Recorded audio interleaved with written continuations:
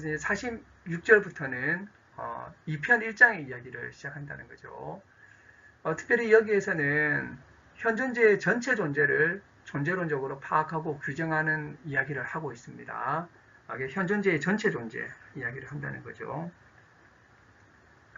첫 번째 물음이 현존재의 전체 존재에 접근할 수 있는가?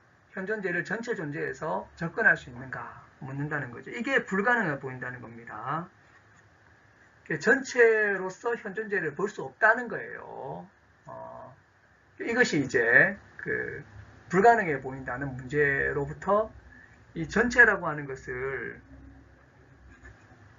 해명해야 되는데, 현존재를 전체로서 해석을 해야 되는데 이게 불가능해 보인다라고 하는 이야기를 하고 있다는 겁니다.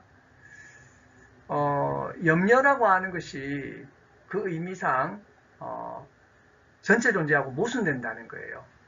왜냐하면 염려의 1차적인 계기는 자기를 앞질러거든요. 근데 여기에 미완결성이 있기 때문에 전체가 안 된다는 겁니다.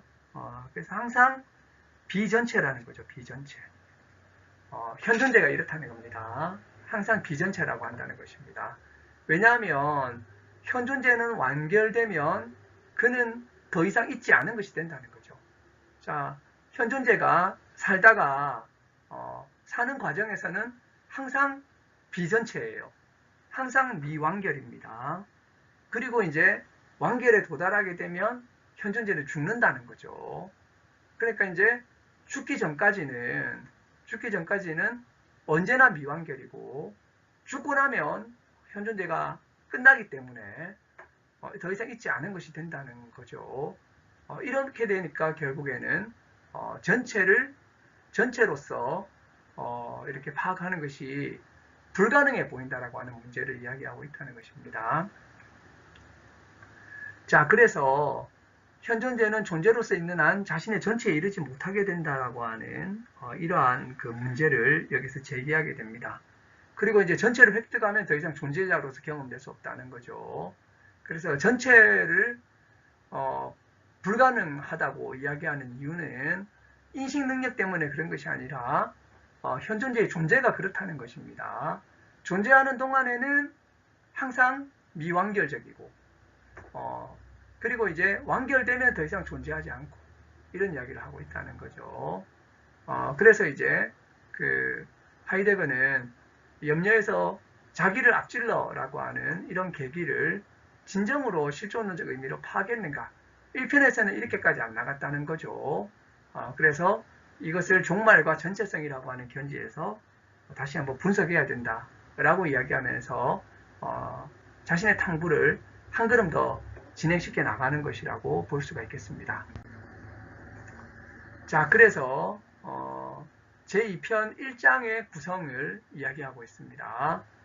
우선 47절에는 타인의 죽음 경험 가능성과 전체 현존재의 파악 가능성이라고 하는 것이고요. 결국에는 이렇게 나로서는 전체가 될 수 없다는 거죠. 살아있을 때는 언제나 미완결이고, 죽으면 내 존재가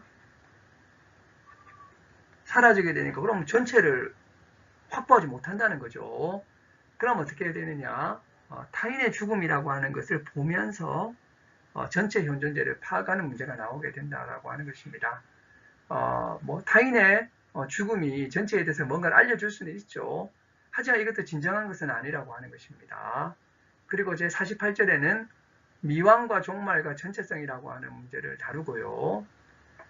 그리고 이제 제 49절에는 죽음을 실존론적으로 분석하게 됩니다. 그리고 이제 죽음에 대한 실존론적 분석과 이것이 이제 이 죽음에 대해서 다른 해석하고 제한 구별하는 이야기를 한다는 것입니다. 생물학적 죽음이라든지 심리학이라든지 신학에서 죽음을 이야기하는 것하고는 다르다는 거죠. 지금 내가 말하는 죽음의 실존론적인 분석은 이거하고 다르다는 이야기를 하고 있는 것입니다. 그리고 나서는 죽음의 실존론적, 존재론적 구조를 앞서 그려보게 됩니다. 드디어 죽음에 대해서 실존론적, 존재론적인 이야기를 일단 앞서 그려본다는 거죠. 그리고 나서 죽음에 향한 존재와 현존재의 일상성의 관점에서 죽음을 다루고요. 그리고 일상적인 죽음을 향한 존재와 죽음의 완전한 실존론적인 개념을 이야기하고 나서 그리고 나서는 이제 그 죽음을 향한 본래적인 존재의 이제 본래적이라는 이야기가 나옵니다. 본래적인 존재의 실존론적인 기획투사를 다루게 된다는 것입니다. 우리가 이런 이야기들을 하나하나 알아보면 좋겠습니다.